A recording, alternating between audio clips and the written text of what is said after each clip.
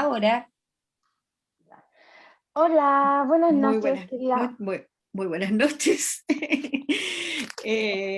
Acá estamos nuevamente otro día más con otro candidato a la Convención Constituyente en entrevistas en tiempos de candidaturas con Fundación Vasculitis Chile. Yo soy Jimena Romo, la presidenta de la Fundación, y esta noche vamos a entrevistar para que lo conozcan un poco más y lo conozcan como persona. Un poco sobre su vida, nos va a contar sobre qué actividades ha realizado con la comunidad y a través de su vida. Se llama Nicolás Romero Rips, va a candidato a constituyente por el Movimiento Social Constituyente Lista del Pueblo, por el Distrito 11. Él es editor de la revista De Frente y además es abogado. Lo entrevistará Aline Molina. Dejo con ustedes entonces a Nicolás y a Aline para esta entretenida entrevista. Adelante, Aline y Nicolás. Muchas gracias por estar con nosotros esta noche. Qué bueno. Hola chiquillos, buenas noches, querida Fundación Vasculitis. Un saludo a la gente que esté en línea viendo esta entrevista del día de hoy. Le vamos a dar una cordial bienvenida a Nicolás Romero, abogado de la Universidad de Chile, dirigente estudiantil en años anteriores, además de editor de la revista Frente, y que además es candidato constituyente por el Distrito 11. Hoy día presentamos a Nicolás y le vamos a hacer la primera pregunta para comenzar a conocer un poquito más de él. Hola Nicolás, cuéntanos un poquito sobre ti y, y a qué te dedicas y qué es lo que haces. Hola, hola Algín, hola Jimena, bueno, Mía también. Muchas gracias por la invitación. Mi nombre, como comentaban, es Nicolás Andrés Romero Rips. Soy de profesión, soy abogado, pero el grueso de mi tiempo, cuando salí al principio cuando estamos hablando, ¿a qué dedica el tiempo libre?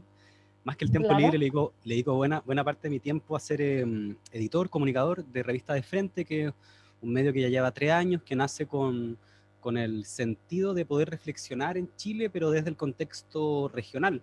Un país que suele ser súper ombliguista, tendrá que ver con que estamos muy alejados, no lo sé. Y un poco lo que intentamos es reflexionar sobre la situación chilena en el contexto regional para así aportar luces a lo que se viene desarrollando. Actualmente soy candidato a la Convención Constitucional por el Distrito 11, que agrupa las comunas de La Reina, Peñalolén, Vitacura, Barnechea y Las Condes, no se me quedó ninguna fuera. Y soy parte de Movimiento Social Constituyente / La Lista del Pueblo, que es una lista de independientes, que es la única lista del distrito que nace de las organizaciones sociales de la comuna, así que bueno, estamos en eso, construyendo, y esperamos dar una gran sorpresa el 11 de abril.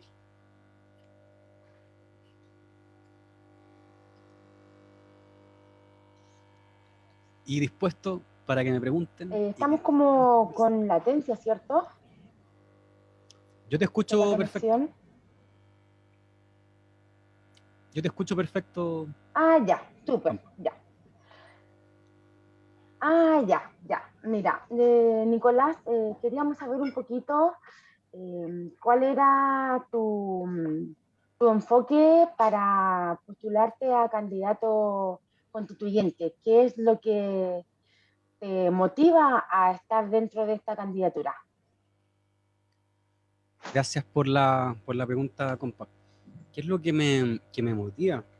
O sea, yo creo que soy un chileno más que estamos así, pero hasta la tusa, indignados con la situación. O sea, un país que tiene riqueza, tenemos las principales reservas de agua del mundo, tenemos una precordillera hermosa, una cultura heredada gigante, un país de poetas, poetisas, músicos, Violeta Parra, no sé, podríamos estar enumerando la cantidad de gestas heroicas, cuestiones hermosas de este país, y al mismo tiempo tenemos una clase política nefasta, una casta que desde hace más de 3 años está articulada, es un brazo del gran empresariado, de los grupos políticos transnacionales, Y bueno, me tocó muy fuertemente lo que fue la revuelta de octubre. Desde ahí estuvimos reporteando en la plaza. Yo vivo en Peñalolén, en las faldas del cerro, entonces estuve ahí dándome vueltas, después en las ollas comunes.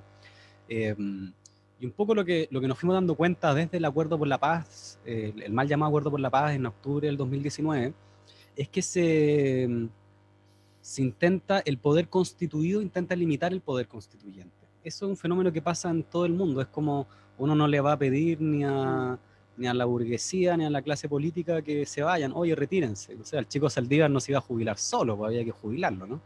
Entonces, ese proceso que para mí se refleja muy fielmente en el Claro, Acuerdo por la Paz, que es decir, bueno, viene una ola acá gigante, ¿cómo la paramos? Y como no podemos cerrarle la puerta, bueno, entonces le abrimos una puerta pequeña, pero en nuestros palacios, en el Palacio Pereira, con quórum de 2/3, que es una cuestión insólita. O sea, acá el grupo que tiene más poder del país, que es la derecha económica y política, nos ponen a correr en una cancha con ellos, pero ellos corren con zapatillas de clavos. O sea, son los que tienen más poder económico, más presencia en los medios de comunicación, tienen un sistema electoral, que otra de las trampas del Acuerdo por la Paz, que se eligen los candidatos y candidatas con el mismo sistema de las elecciones de diputados del 2017, que es un sistema que obviamente sobre representa a la derecha y a los partidos políticos. Eso es evidente, está ultra estudiado. Entonces, un poco lo que me motiva es por un lado la indignación y por otro lado eh, creo que se necesita, para que cambiemos las cosas tenemos que hacerlas de manera distinta. En su momento participé en la formación del Frente Amplio. ya, Fue una gran decepción porque ahí había todo un discurso refundacional, de democratización de la política, pero yo veo ahí a los amigos y a las amigas y no, creo que están en la misma que la Concertación. O sea, más allá de que uno puede tener ideas más o menos progresistas, pero es la forma en la que se hacen las cosas. Entonces yo tengo una candidatura presidencial y no sale de la Junta de Vecinos, sale porque el Mercurio la anuncia y después la tercera. Entonces claro. y con esto termino para que podamos ir avanzando. Lo que a mí me No, motiva, estamos súper bien.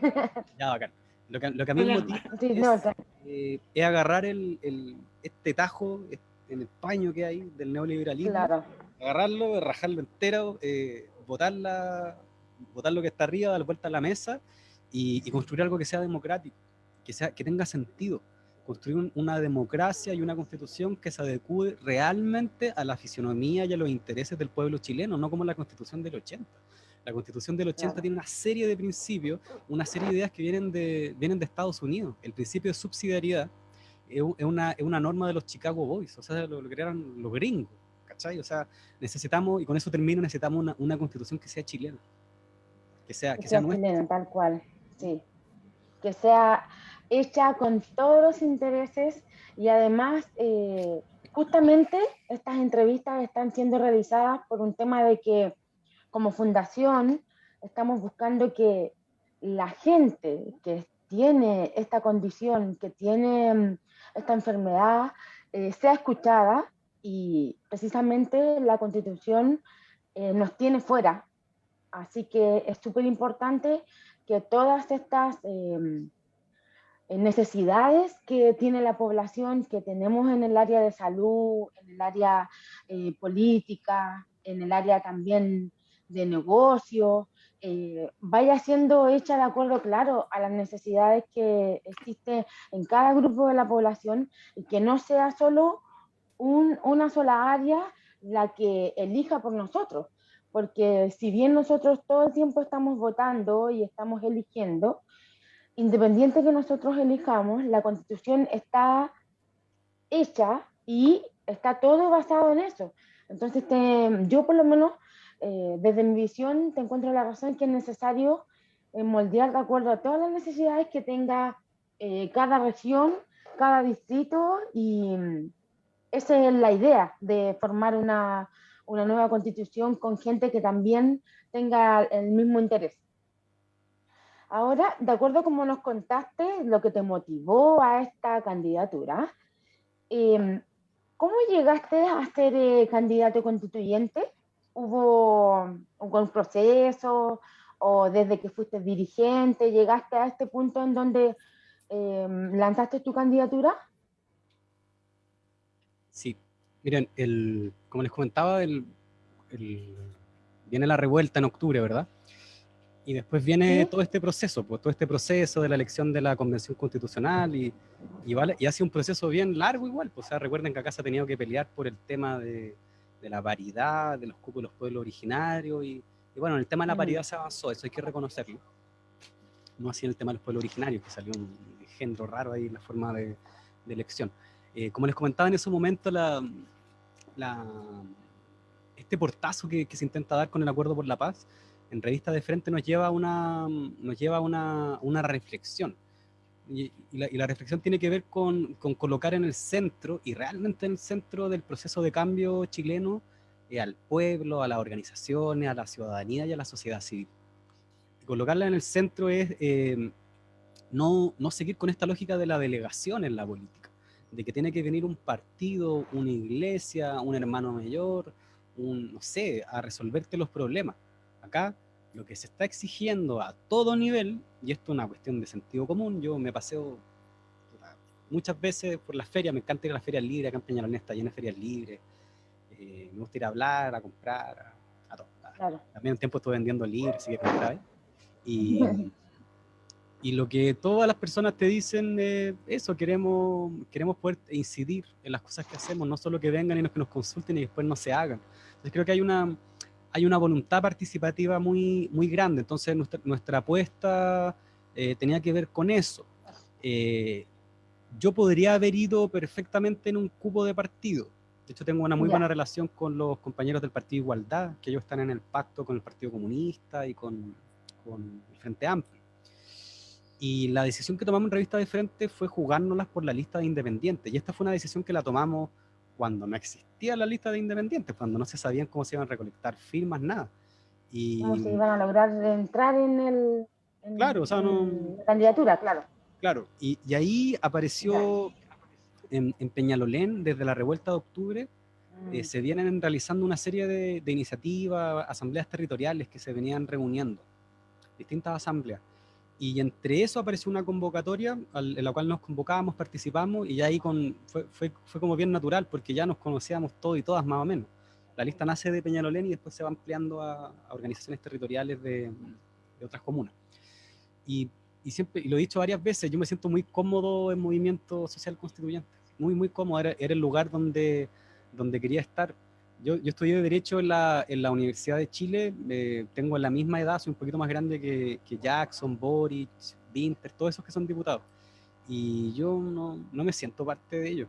Siento que incluso tengo un quiebre con esa generación que siento que se aburguesó, que entró a hacer política como la política vieja, antigua.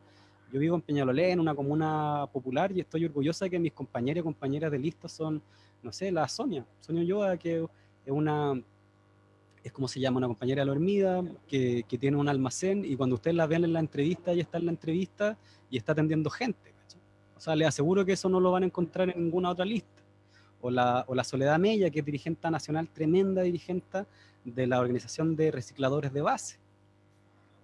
Pueblo organizado. Entonces, estoy muy feliz y se dio un curso natural porque después tuvimos que recolectar las firmas. Acuérdense esa estafa que hicieron, que nos dieron supuestamente un mes para recolectar firmas, pero en la práctica no era un mes porque entre medio estaba la era Navidad, menos. fue como 2 semanas.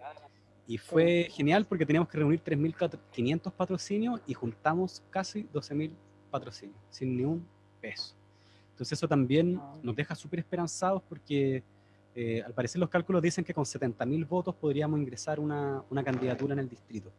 Y decimos, bueno, ya tenemos 12.000 y lo hicimos en 2 semanas. Entonces ahora en la recta que nos queda creemos que podemos dar una sorpresa en el distrito. Ay, Tito, qué bueno. Eso me alegra porque tener la esperanza de poder hacer cambios con esa energía que tú tienes es súper valorable. Mira, te cuento. Imaginamos que ya, de acuerdo a todo lo que has hecho, ya te has informado cuáles serían tus funciones si fueras elegido. ¿Cuál crees tú que sería tu función más importante a la hora de ser elegido? ¿Podrías contar un poquito de eso? Ya, muy buena pregunta. Lo primero es plantear de que el órgano que se está convocando es una convención constitucional, es una forma de una forma muy chilena, muy sui generis. Estaba hace poco en un conversatorio sobre implementación de la participación ciudadana ¿cómo se llama? Y en los proyectos ¿cómo se llama cuando la ciudadanía puede levantar un proyecto de ley? Se me fue el concepto. Bueno, pero un poco No te preocupes, Javi.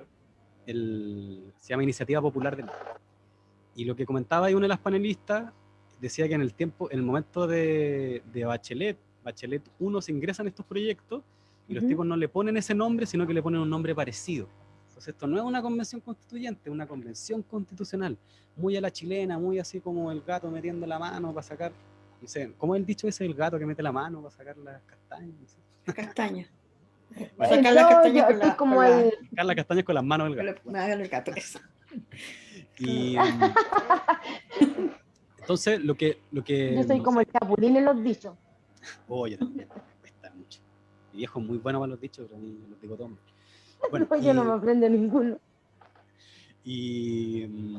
Bueno, y en ese contexto la Convención Constitucional, el poder constituido, que es el poder que está impugnado, está criticado, establece una serie de un marco, raya una cancha, sobre, porque ya que tú me preguntabas sobre las funciones, ¿no? Que tiene un sí, pero las funciones que te iban a tocar a ti.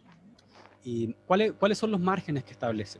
Lo primero que establece es que no, y por eso es una convención constitucional y no es propiamente una convención constituyente, porque se establece que no hay plena libertad para poder definir todas las materias que competen a una constitución. En particular, lo más grave es que se establece, bueno, por un lado hay quórum contramayoritario, como el quórum de 2/3, pero más grave es que se establece en el reglamento la inmodificabilidad de los tratados internacionales de manera genérica, lo cual, miren, digamos que yo no sabía eso. Digamos que la norma es bien maldita, porque primero la constitución actual, pinochetista, no sé, o sea, esta gente que no cree en los derechos ya contempla en su artículo 5 que todos los tratados internacionales de derechos humanos suscritos por el Estado chileno y ratificados por el Congreso tienen rango constitucional. O sea, ya la Constitución del 80 establece el rango constitucional de los tratados de derechos humanos y los tratados internacionales, ¿ya? Pero ¿por qué la norma del reglamento lo señala?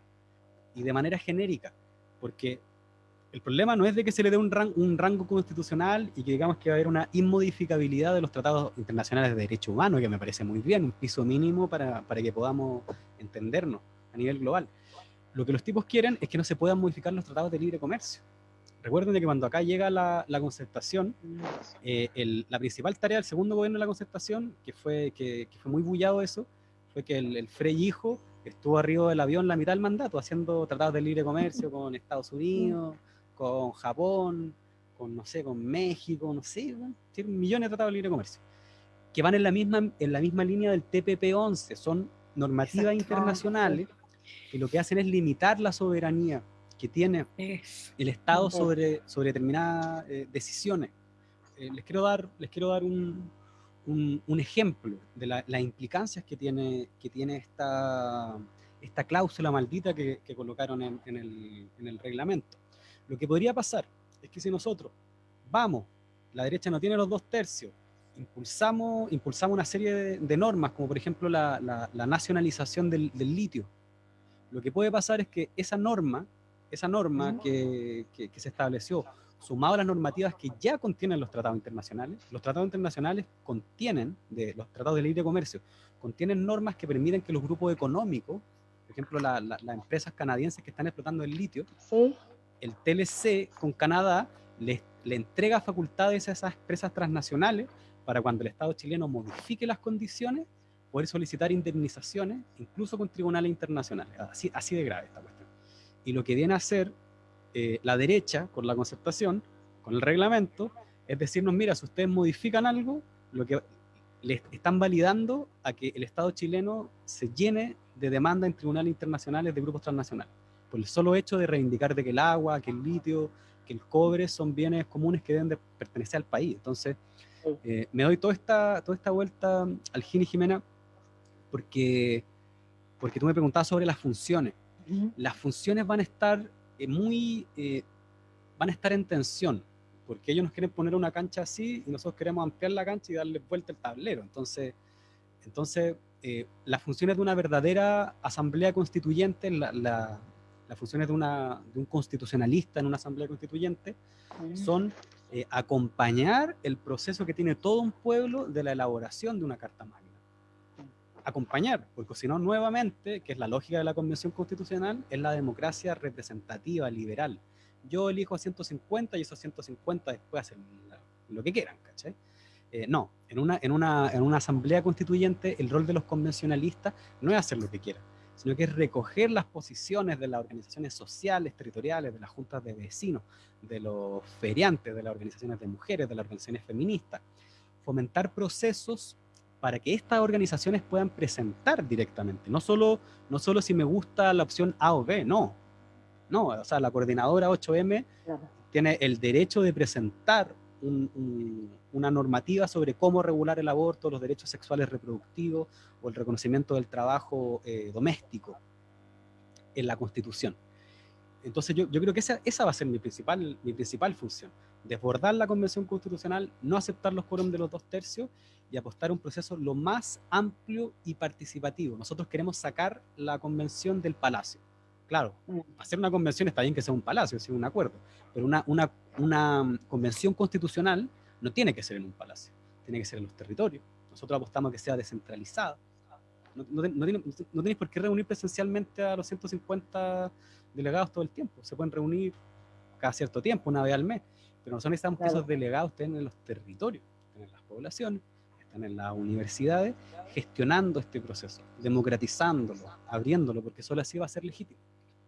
Claro. Mira, súper interesante lo que tú mencionas, Nicolás, que la verdad es que si bien yo siempre estoy conversando con mucha gente respecto a la Constitución, esto que tú mencionas de que hay bases en la Constitución en donde no se van a poder modificar ni cambiar, es un tema y súper importante porque uno que no tiene tanto acceso a toda esa información, sobre todo la gente que acá, por ejemplo, en la Araucanía, hay mucha gente en la zona rural y si uno le pregunta sobre la Constitución, ellos solamente manejan que quieren hacer cambios para mejorar la soberanía sobre las tierras, la soberanía sobre los ríos y los lagos, sobre la soberanía, por ejemplo, lo más importante que hay acá en la zona es la soberanía sobre las semillas, pero no tienen ese conocimiento de que puede existir una limitación de acuerdo a una base que hay en la Constitución. Entonces, eso es súper como agobiante y preocupante, darse cuenta de que tiene que haber un quórum y tiene que existir gente como tú dentro de la Constitución para poder proteger eso. Así que me parece súper importante que lo menciones y que podamos saber como población que esa es la tarea que tú deseas ejercer. Ahora, en tu caso, ¿cuál sería el área de mayor interés para ti en el caso de que seas constituyente? ¿Cuál es tu área de mayor interés? Salud, seguridad, qué sé yo, ahí tú me vas a mencionar cuál es tu área. Gracias, compañera. Uy, qué difícil decir cuál es el área. Voy a hablar de dos temas. Ya. Primero, que yo diría que es el estratégico, es el buen vivir. El buen vivir como un principio constitucional, no como cualquier principio constitucional, sino como un principio vertebral que atraviesa no solo la Constitución en su parte dogmática. La parte dogmática es la parte de los principios, de las ideas, y después tiene una parte orgánica donde se establecen instituciones para poder preservar esa parte, esos principios, ¿no? Sino que también un principio rector que atraviesa todo el sistema jurídico. El buen vivir. ¿Qué es el buen vivir? El buen vivir es una iniciativa, una innovación constitucional nombrada de esa manera en la Constitución del 2008 ecuatoriana y caracterizada como vivir bien en el caso de la Constitución boliviana, que da paso a la formación del Estado plurinacional en Bolivia. Y lo que establece el buen vivir es, se basa en los saberes de los pueblos indígenas de nuestra América, pero ¿a qué apunta el buen vivir? El buen vivir apunta a una paradoja. La paradoja de vivimos en sociedades capitalistas neoliberales que no nos gustan, que han privatizado la salud, que han privatizado el agua, pero al mismo tiempo el capitalismo no es un tren del cual yo me puedo bajar en la próxima estación, sino que el capitalismo es un Claro. sistema global, o sea, la manera en la que la economía chilena se relaciona con la economía global no es decidida por Chile. Chile le vende el litio a los chinos y a los canadienses, y esa decisión no la tomamos nosotros, la tomaron ellos, y nos impusieron esa situación, ¿verdad? Y así, bueno, así en la mayoría de los ámbitos. Este no es un país soberano, porque somos países dependientes. Y esto no solo tiene que ver con Chile, tiene que ver con los países dependientes. En Latinoamérica somos puros países dependientes. Hay algunos países que por su tamaño tienen cierta autonomía, como Brasil, Argentina, pero Chile es un país subordinado a los intereses de Estados Unidos, está entre Estados Unidos y China. Pero bueno, pero el buen vivir a lo que apunta es, en esta situación, que es la del capitalismo global, el cómo yo transito desde esta situación hacia un otro Chile que no existe aún, y que no es un modelo, no es la idea que, bueno, Chile va a ser así, no, son más bien un camino, y lo que busca el buen vivir es ir entregando formas para abordar esos desafíos en la construcción de la economía. Voy a dar algunos ejemplos. El buen vivir se conecta en un primer nivel con la noción de necesidades humanas, donde los neoliberales dicen que las necesidades son múltiples y las formas de satisfacer esas necesidades son múltiples, evidentemente porque los neoliberales, los capitalistas, piensan en que la manera en la que se organiza la sociedad es a través del mercado. Son individuos que consumen y que construyen lazo a través del mercado, ¿no? Entonces yo, un poco esta idea de la libertad de enseñanza se cumple cuando la familia puede ir y elegir el colegio y consumir el colegio. Eso es lo que construye comunidad. Eso es mentira. Lo que genera la libertad de enseñanza, entendida de esa manera, es que el mercado asigna nomás. Y como el mercado asigna, bueno, los ricos tienen unos colegios, los pobres tienen otros, y así, ¿cachai? Lo que alcanza a cada uno. Claro. Entonces, lo primero que establece el buen vivir es que no, las necesidades no son infinitas, no, son concretas, somos seres humanos, los seres humanos tenemos necesidades humanas. Para poder reproducirnos necesitamos alimentarnos bien, no comer basura. Le llaman libertad en la derecha, que le gusta tanto defender la libertad. No, la libertad, el emprendimiento. Le llaman libertad a que vayamos a comprar comida basura a los supermercados. Entonces yo voy al supermercado, si tengo más plata voy al Jumbo, más o menos voy a al Santa Isabel, no sé, no quiero hacerle propaganda a ninguno, pero resulta que en toda la comida del supermercado me venden pura comida con transgénicos. Venden carne que no es producida en Chile, que no sabemos cómo se producen, de vaca enferma. Entonces después resulta que tenemos un tremendo problema de salud en el país, porque la alimentación que tenemos, como no tenemos soberanía alimentaria, como no hemos fijado ciertas necesidades estratégicas, lo que hace es que se impone el mercado y nos inundan. Entonces yo voy al supermercado y creo que le estoy haciendo porque me compré un arroz vietnamita que me salió, no sé, 700 pesos el kilo, pero resulta que ese arroz, anda a saber tú cómo hicieron ese arroz. ¿Sí? O sea, y no me refiero solo a los temas alimentarios, sino que ambientales, si es que eso se produjo con niños o no, no tenemos idea. Tenemos idea porque somos ciegos. Le llaman libertad a ir a comprar alimentos que no sabemos cómo se producen. ¿Cómo hacer libertad eso? Creo que es esclavitud eso. Entonces, el buen vivir apunta a poner en el centro las necesidades humanas.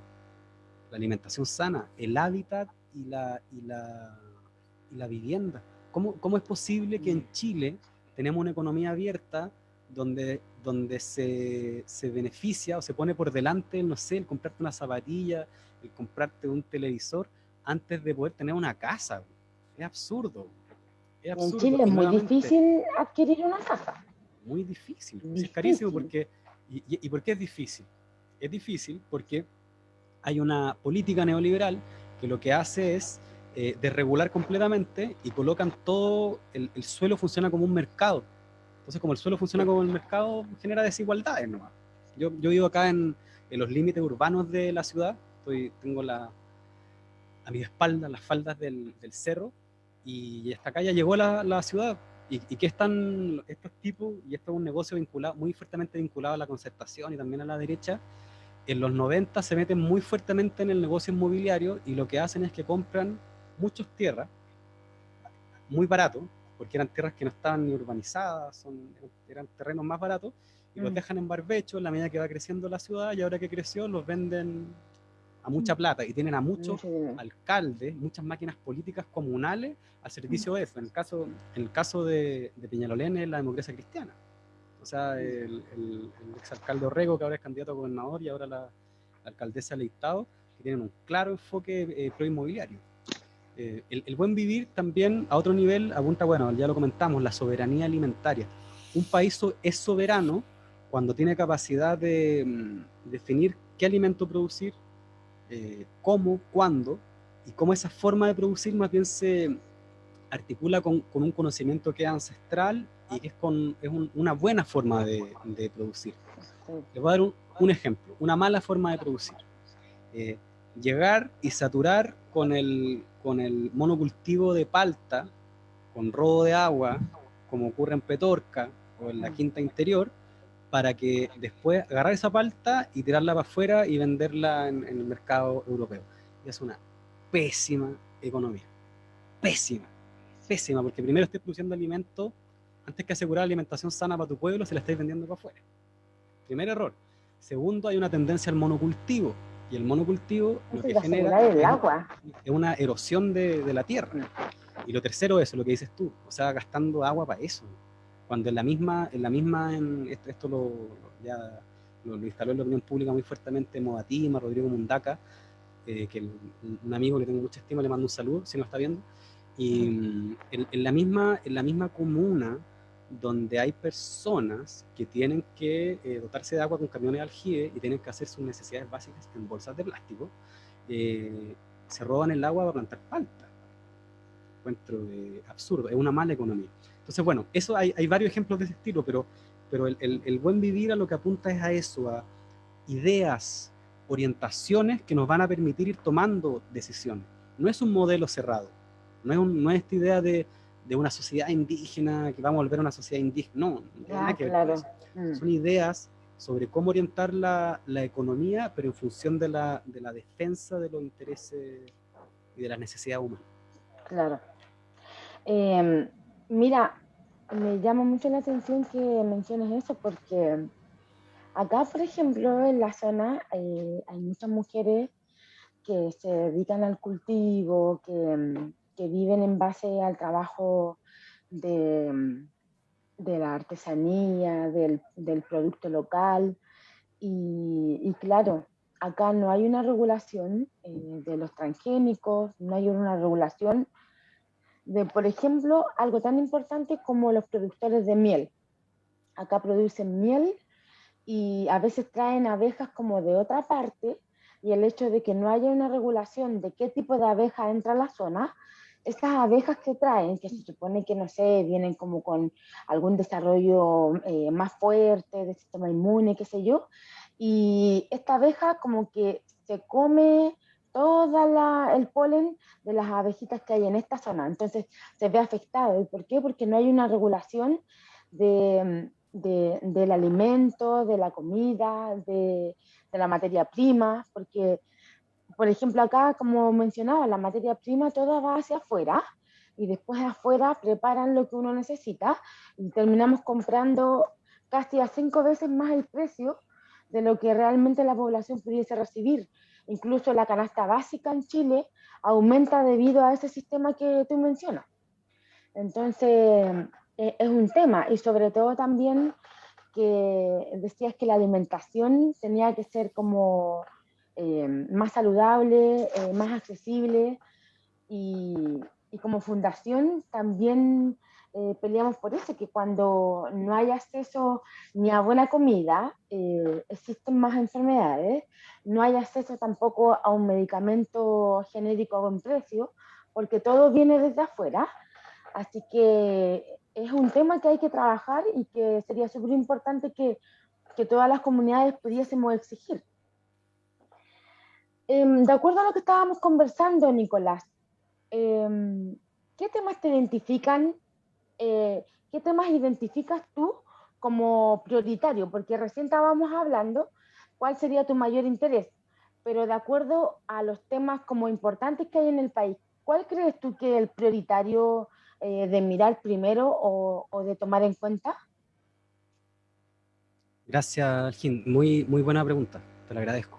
Em, cuando uno establece prioridades, Ujú. tiene que, yo creo que explicitar por qué para ti es una prioridad. Porque, por ejemplo, yo podría decir para mí una prioridad regular el derecho a la comunicación porque yo trabajo en temas de comunicación, ¿verdad? Ah, claro. Eso también es una forma de priorizar. Pero me interesa ir a otro debate sobre las prioridades en la constituyente, que tiene que ver con la cuestión política. Lo digo porque nos Ujú. estamos un poco acostumbrando a que sea como una sábana de supermercado esto, entonces cada uno está con su tema y son muchos temas y son todos válidos también, no está mal eso. Pero creo que hay una situación política. ¿Cuál es? Y hay que verla.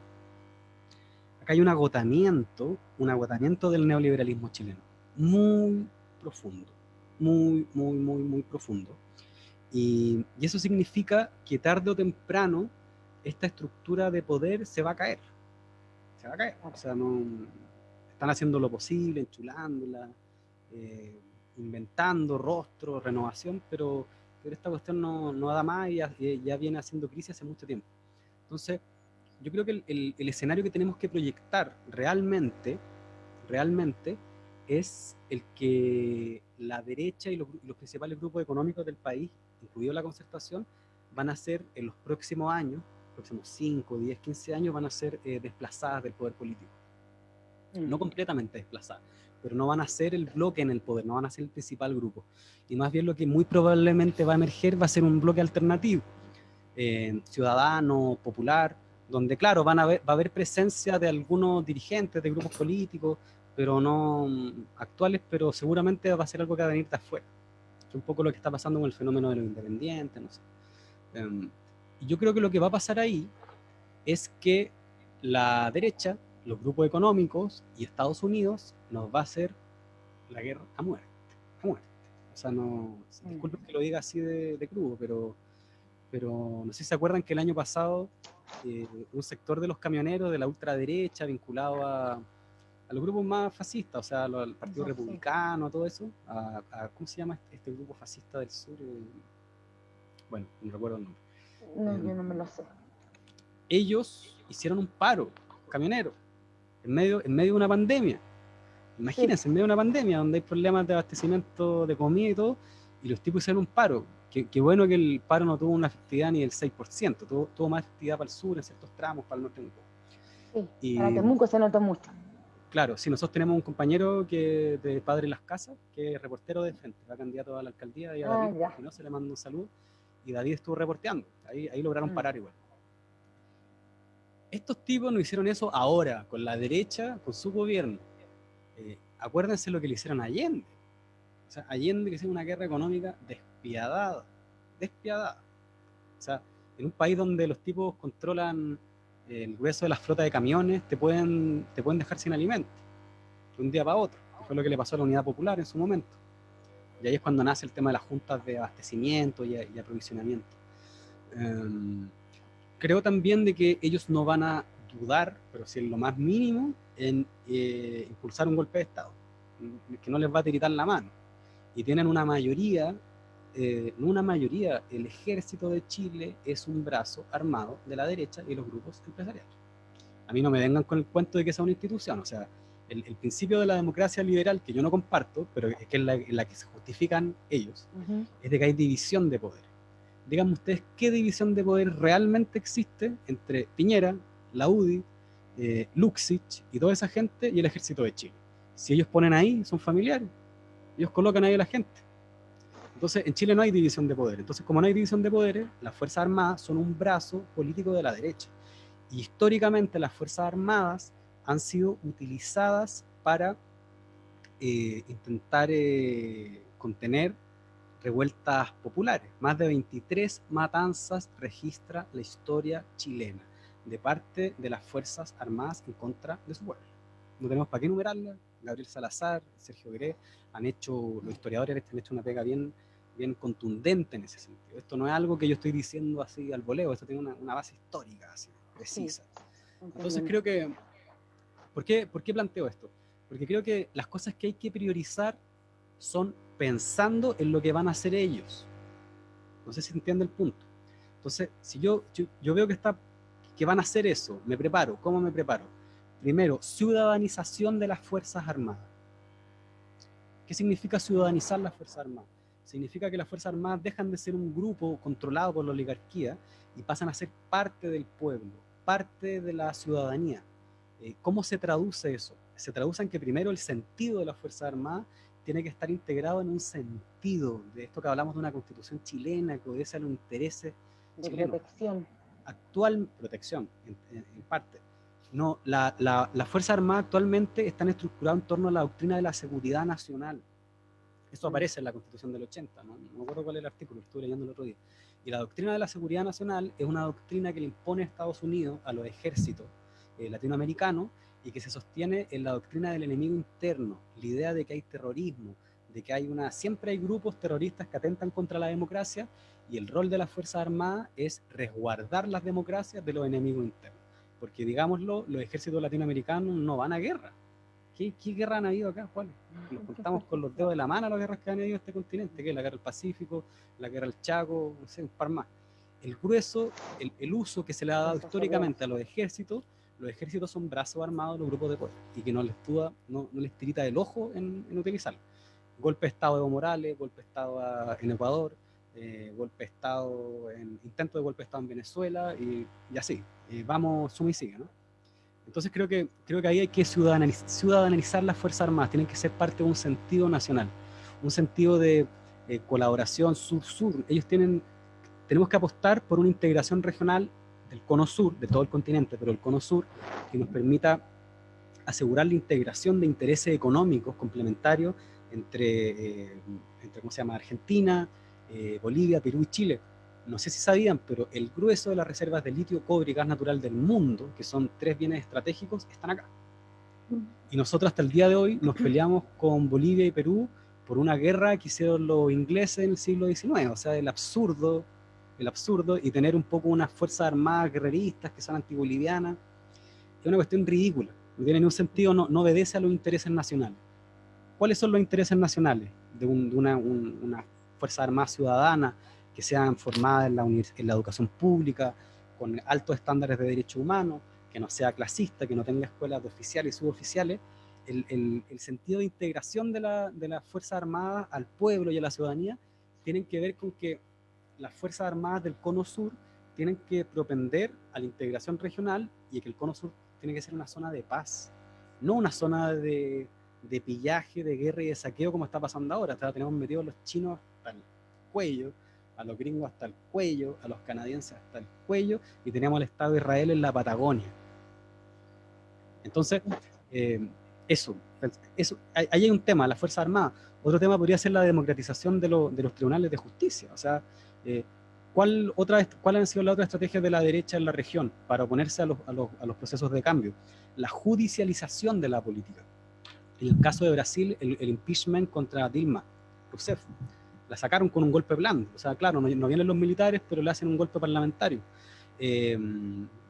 Hicieron algo parecido en Ecuador. Bueno, hay varios ejemplos. Podríamos estar toda la tarde hablando de esto, pero creo que hay que democratizar los tribunales de justicia. Soy partidario, al igual que lo contempla la Constitución boliviana, de que si bien los jueces hacen una carrera, y las juezas hacen una carrera, en los tribunales de primera instancia, tribunal de familia, todos los tribunales de primera instancia, los tribunales superiores, las cortes de apelaciones y la Corte Suprema, se eligen por elección universal. No nos vengan con el cuento de que los jueces de la Corte Suprema tienen un conocimiento técnico y que fallan en derecho. Eso es mentira. Acá la mayoría de los jueces de la Corte Suprema son de derecha y son puestos por la derecha. Entonces lo que hacen es defender jurídicamente los intereses de la derecha, que están consagrados en una Constitución de derecha. Más claro echarle el agua. Entonces siempre hay un criterio político detrás de las decisiones jurisdiccionales. Entonces, lo que nosotros proponemos es que, bueno, que haya una elección democrática de eso, para evitar eso de que la oligarquía, que los grupos de poder se achunchen en el Estado, como decís tú, para polarizar. Eso. Claro, súper, mira. De acuerdo, como tú estás por el distrito 11, ¿qué es lo más importante que necesitan ver en ese distrito Yo me refiero a materias urgentes de ese distrito, o comuna o región. ¿Qué es lo más importante en ese distrito? Gracias por la pregunta. Bueno, lo primero es que, como, sin eludir la pregunta, pero si bien la elección es por distrito, Ajá. si bien la elección es por distrito, la decisión, el ámbito de decisión es un ámbito nacional, porque es una elección que es nacional y una asamblea constituyente. Como más general. Ah, ya. Claro, pero Ya. no Entonces haciendo no hay esa... como algo en específico. Claro, lo que pasa es que todas las candidaturas, los 155 personas que van a salir electas, después van a tener Sí. que votar sobre todas las materias. No es que se voten por materia Ah, específica, claro. del sur, del norte, todo. Claro, a eso me voy. Pero por eso Ah, no ya. quiero eludir la pregunta, pero quiero aclararlo porque hay personas que eso no lo tienen claro, entonces a veces es bueno aclarar. No, como Eh, yo no lo tenía claro, así por eso, que súper. ya, pero en particular el Distrito 11, bueno, yo creo que hay varios temas, yo te voy a decir los que me apasionan más a mí, que están ahí. La precordillera. La precordillera es un bien estratégico del país. Estratégico. O sea, ¿qué país tiene una cordillera tan hermosa y tan larga que atraviesa a lo largo y ancho este hermoso país? La precordillera en el Distrito 11 está completamente privatizada. Completamente privatizada. ¿Qué significa eso? Todo esto que se habla de la cota 1000, para quienes no saben, el proceso de construcción de ciudad está más o menos regulado, bueno, está regulado por el mercado, pero en términos institucionales está regulado por los planes reguladores metropolitanos y los planes reguladores comunales. En el caso de todas las comunas del Distrito 11 somos comunas precordilleranas.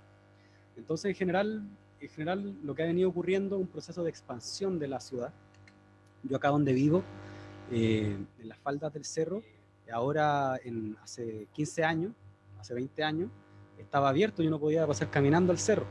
Ahora hace como Sí. 20 años, hicieron un condominio privado en unos terrenos que eran estatales, que los militares en la dictadura dijeron, no, estos son terrenos estratégicos porque es la precordillera, y los carerrajas después vendieron esos terrenos y se los vendieron a privados. Y ahora tenemos acá donde está el templo Bajay, que es como una de las cuestiones que se habla de Peñalolén, es todo en la precordillera.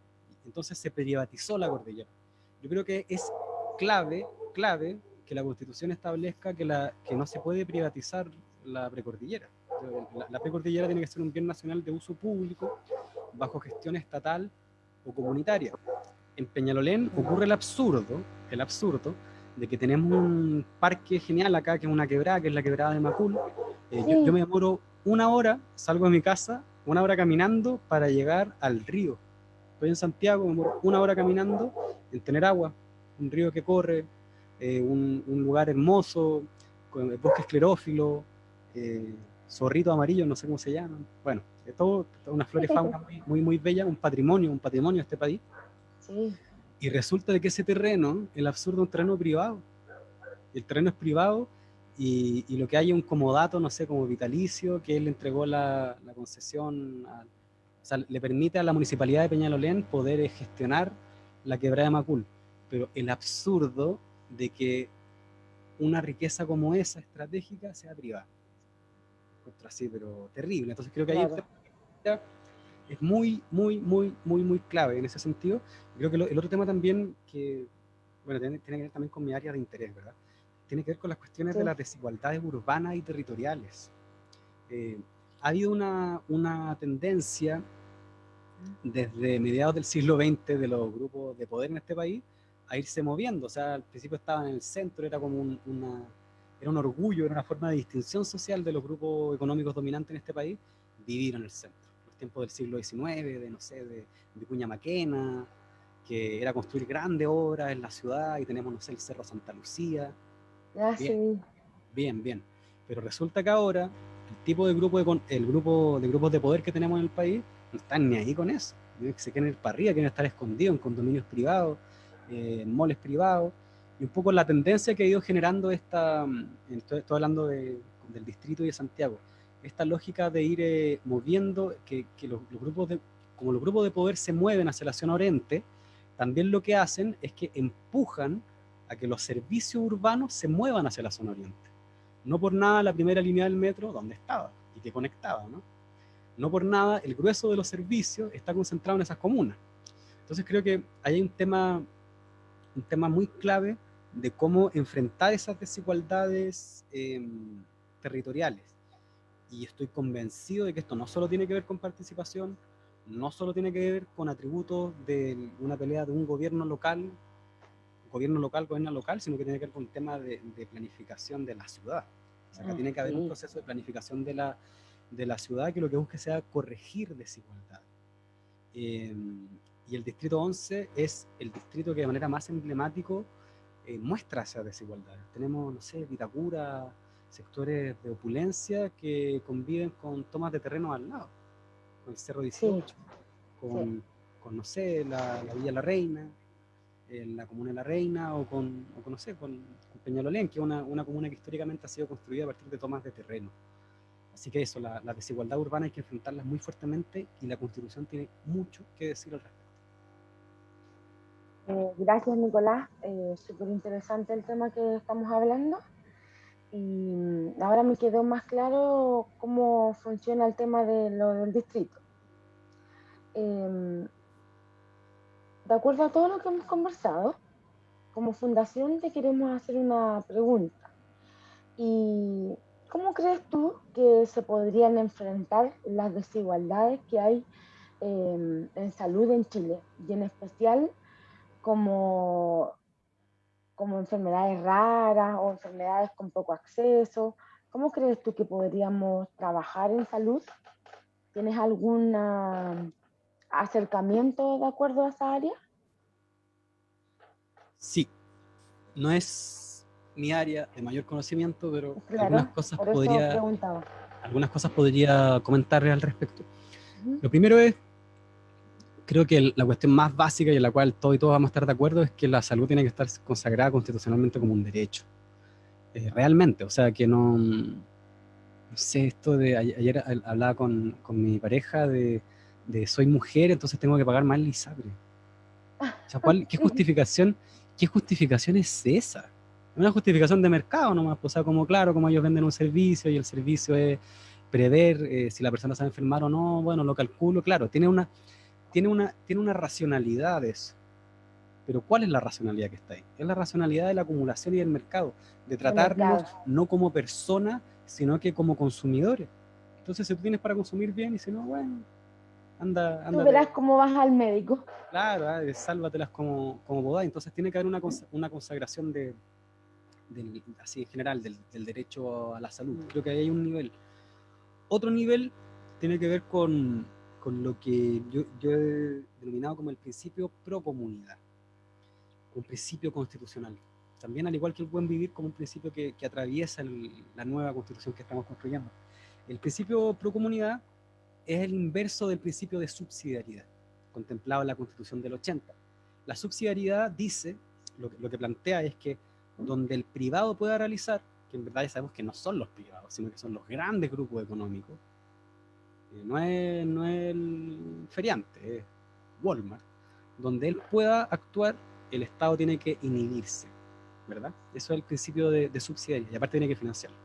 El principio pro comunidad lo que establece un paradigma de que la sociedad está el mercado y los privados, está el Estado, y hay un tercer actor, que es la comunidad.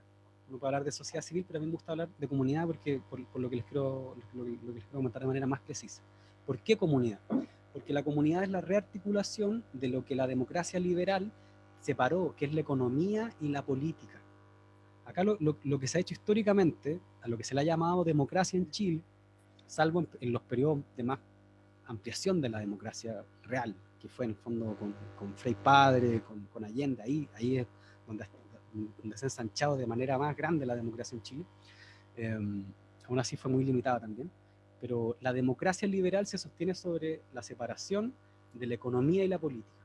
Entonces tenemos expertos en la política, que son los partidos, tenemos expertos en la economía, que son los economistas. Entonces ahora están con toda esta cháchara de no, la autonomía del Banco Central, y por otro lado de no, la política la tienen que hacer los políticos. ¿Por qué? ¿Por qué hacen eso? Porque si tú lo piensas antes de de este modelo, si tú piensas en la comunidad indígena, claro, que si tú lo presentas de manera folclórica, dices es una creencia. No es una creencia, es una forma de vida económica. O sea, el pueblo nación mapuche tiene una manera de producir, tiene una manera de consumir. Es una economía, es un proyecto económico que está detrás de eso. Y que articula la política con la economía, porque es la comunidad la que toma decisiones políticas que tienen que ver con la economía, sobre cómo se produce. Ya, ¿qué tiene que ver esto con la salud? Claro. Mucho tiene que ver. Nos han acostumbrado a un modelo biomédico de salud, un modelo que, bueno, como dijimos, el tema de la subsidiariedad está concentrado en los privados, pero que también está concentrado en esta idea del papá Estado. El papá Estado que nos tiene que, no sé, venir a resolver los problemas, y en sus diversas formas, los diversos mecanismos en los cuales han intentado abordar el problema de la salud. Y creo que la mayoría de edad hoy tiene que ver con poner en el centro a la comunidad. ¿Quién mejor que las organizaciones de la sociedad civil, como ustedes, que vienen trabajando en estos aspectos, quiénes mejores que ustedes para poder colaborar y llevar adelante políticas públicas que busquen atender la situación de las personas con enfermedades raras? ¿Quién mejor? ¿Lo va a hacer mejor un tecnócrata? ¿Lo va a hacer mejor el político de turno?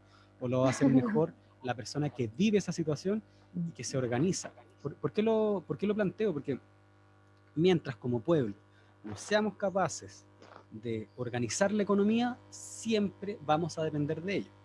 Esa fue mi principal crítica al Frente Amplio. Mi principal crítica al Frente Amplio. Si tú no sabes construir casas, lo que va a pasar es que cuando tú estés en el Estado, como tú no sabes construir casas, y como nunca te propusiste construir casas, como lo hace el Movimiento Poblador de Lucha en Peñalolén, como lo hace el Movimiento Poblador de Bucamao, en la Estación Central, lo que te va a pasar es que cuando llegue al Estado, los privados te van a hacer las casas. Así de simple. O vas a tener que contratar a esos mismos privados como funcionarios públicos para que te hagan las casas. Creo que tenemos que apostar al poder de la comunidad. Y comunidad no es lo mismo que sociedad civil, no es lo mismo que participación.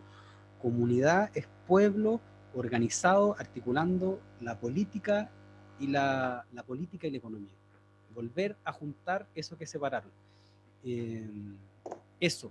Creo que son cuestiones generales, porque no son temas que manejo, pero creo que podrían servir para pensar un paradigma distinto. Sí. Las tengo que dejar. Muchas gracias, Nicolás. Mira, sí, eso.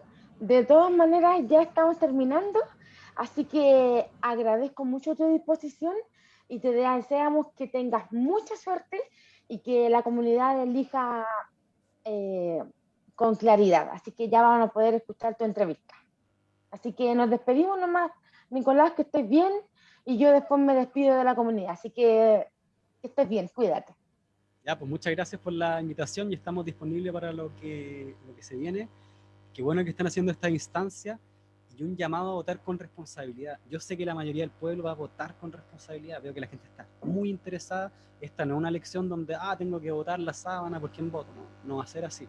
Así que instancias como estas son clave y ayudan a multiplicar el pensamiento crítico y la comunicación alternativa. Así que muchas gracias por eso. Y bueno, y también decirles que yo soy editor del medio Revista de Frente. Entonces, lo que necesiten para poder difundir las actividades de ustedes, cuenten con ese espacio. Muchas gracias, Nicolás. Súper, muchas gracias, Nicolás. Ya, muy pues, amable. Súper. Nos vemos, cuídense. Chao. Chao, adiós. Bueno, querida comunidad, Nicolás estaba ya en la hora a retirarse, pero estoy muy contenta de la entrevista del día de hoy porque tuvimos harta información que nos sirve a nosotros como fundación para poder decidir con claridad. Así que un gusto haber hoy día compartido con ustedes y dejo que mi querida Jimena se despida. Bueno, muchas gracias, fue una gran entrevista en realidad.